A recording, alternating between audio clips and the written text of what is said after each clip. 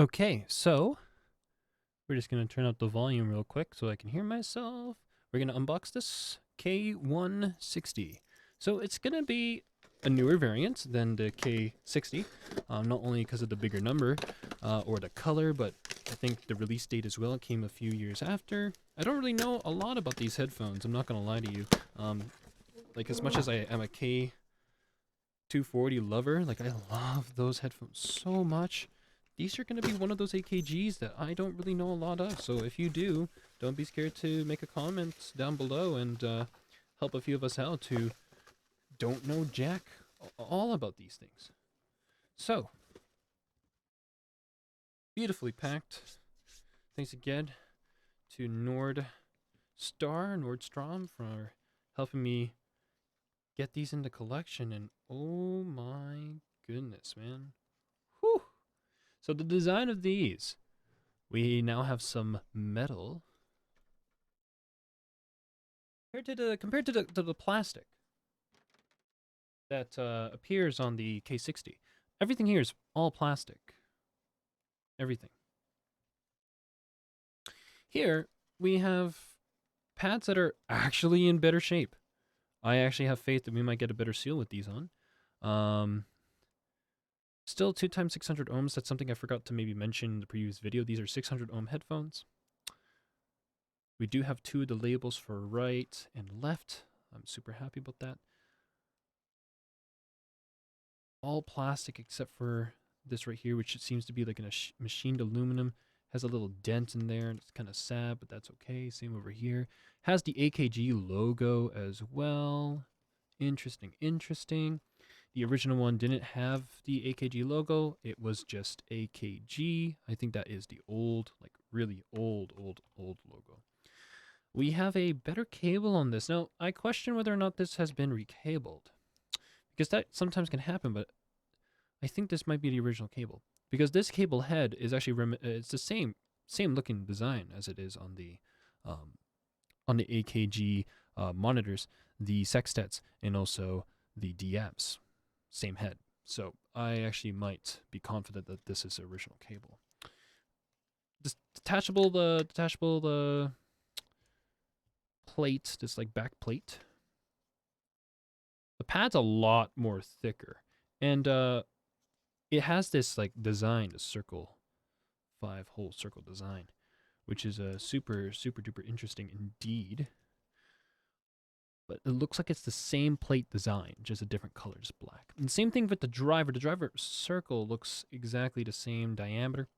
The actual like cup in a sense. So everything is exactly the same. Everything's exactly the same. So let's put these on.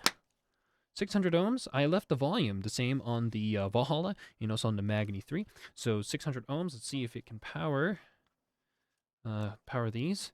What I noticed is that they're not really that power hungry. They're not like the DFs. The DFs are like ridiculously power hungry.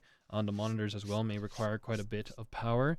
But so far from the original K series, the K60 to K160, it seems as though these are 600 ohms, but they don't require as much power as, say, a monitor or DF.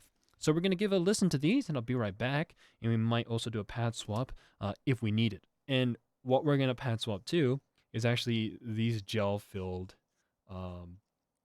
pads. I was really lucky that I did buy pilot headsets back in the day, because I was kind of curious about doing flight simulation and also finding something along the lines of like commercial airline grade headsets.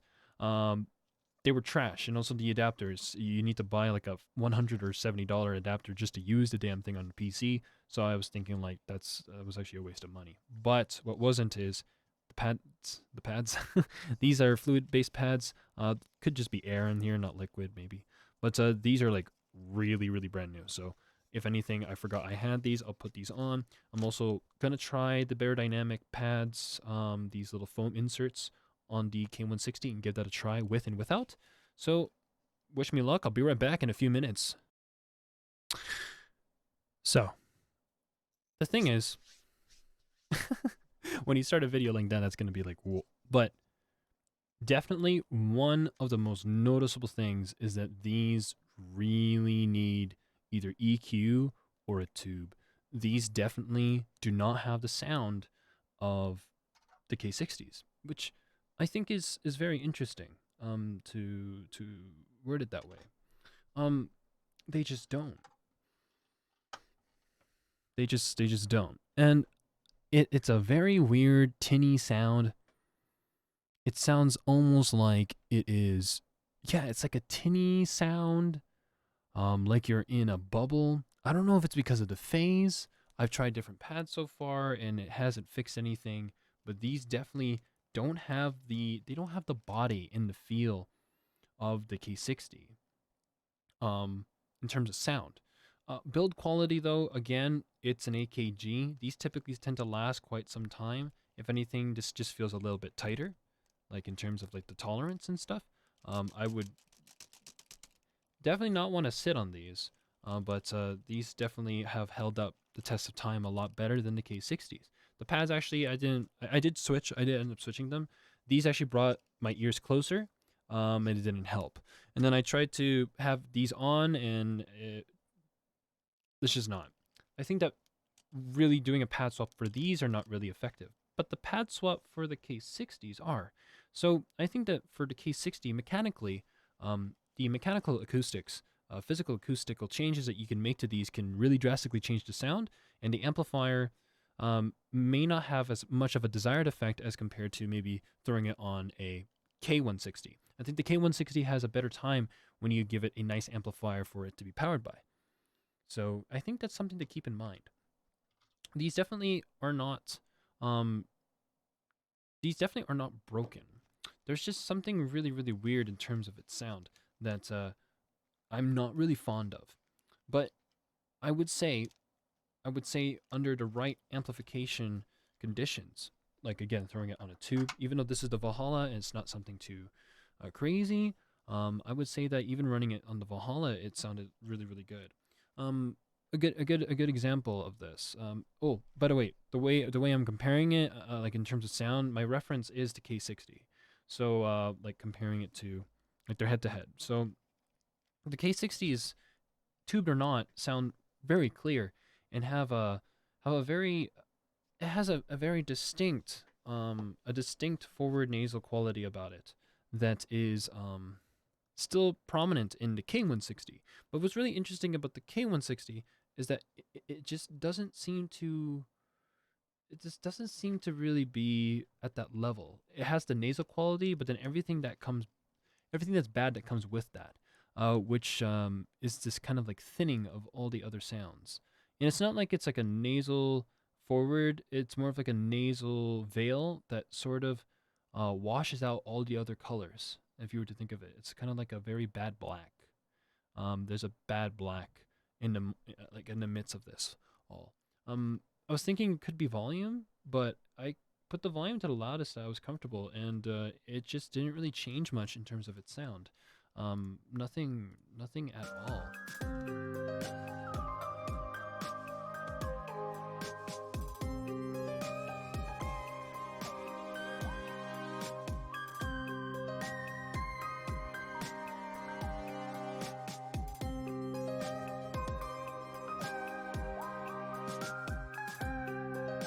I think it's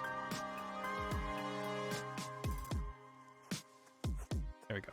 I think it's probably the pads or maybe the driver, or it could be a bunch of other things. But for me, I don't really enjoy the 160s as much as I would have hoped. These have such a better build. Even though that's just a small amount of metal, that's just a lot better having some metal on this thing. And black plastic tends to do pretty well when it comes to age and um, as the decades start to stack on these things.